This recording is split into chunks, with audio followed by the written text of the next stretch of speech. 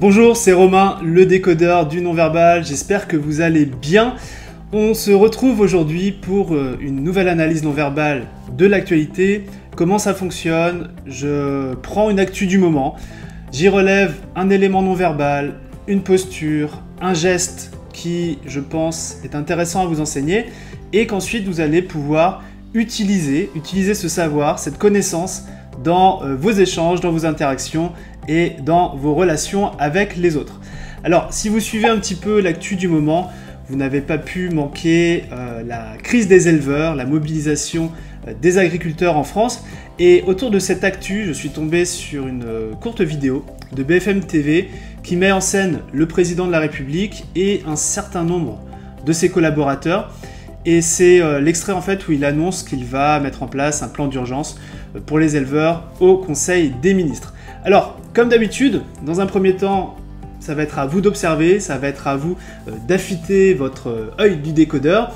Et je vous passe l'extrait vidéo et ensuite on se retrouvera pour l'analyse non verbale. Petit indice, regardez bien à l'arrière-plan de cette vidéo parce que c'est là où tout se passe. Demain, le Conseil des ministres prendra des décisions. J'ai demandé qu'au-delà de la question de la distribution, des prix, il puisse y avoir un plan d'urgence pour les éleveurs français et pour les producteurs de lait. Ce sera donc annoncé demain. Je demande à tous les agriculteurs de comprendre que nous sommes tous mobilisés, nous sommes conscients de leurs difficultés, elles sont très grandes. Moi je les entends, je les comprends, je sais ce que fait le ministre et aujourd'hui il y a ce rapport et demain il y aura des décisions. Ok, alors place maintenant à l'analyse non verbale de cette vidéo qui illustre très bien l'un des 5 piliers de la communication non verbale, à savoir que dans une interaction, le corps de vos interlocuteurs s'oriente toujours là où son esprit souhaite aller. C'est-à-dire que peu importe la situation, une personne va avoir tendance à tourner son corps vers son centre d'intérêt du moment et à l'inverse, elle va avoir tendance à détourner son corps des situations, des personnes, des choses qui l'embarrassent. Donc si on observe cette vidéo, on voit parfaitement le phénomène que je viens de vous expliquer. Vous avez ces 3 personnes qui, on le voit, prêtent une oreille attentive à ce que raconte François Hollande. Et selon le principe que je viens de vous expliquer, leur centre d'intérêt du moment est ce que raconte le président. Leur corps est donc tourné vers lui et vers les caméras. Maintenant, vous voyez que cet homme, à droite, se détourne complètement de l'interview. C'est assez drôle d'ailleurs. Son corps, sa tête sont tournés vers la droite de l'écran, ce qui montre que, selon le principe que je viens de vous expliquer, soit l'interview est pour lui une source d'inconfort, qu'il n'en a pas grand-chose à retirer, soit que son intérêt est ailleurs.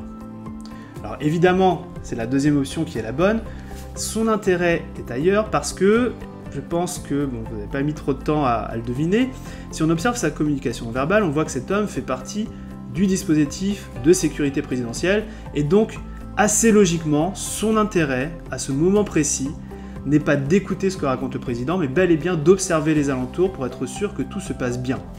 Et à travers cet exemple assez flagrant, on voit que l'orientation que peut prendre le corps de quelqu'un indique la direction de son centre d'intérêt du moment. Et sachez que vous pouvez observer ce phénomène, vous aussi, dans vos interactions, de manière quotidienne. Si la personne avec qui vous parlez a envie de partir, ou bien si elle a envie de rester, l'orientation de son corps ne sera pas la même.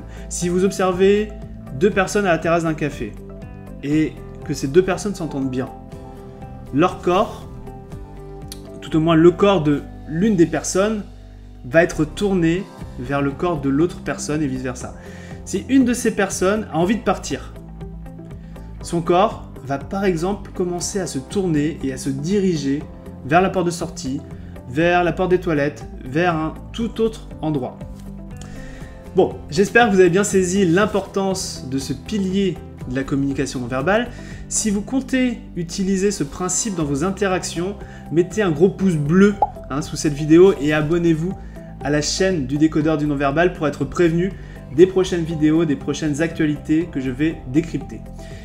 Dernier truc que je voulais vous dire, c'est que ce pilier que je viens de vous expliquer dans cette vidéo, Il fait partie des 5 piliers de la communication non verbale, ça veut dire qu'il en existe 4 autres.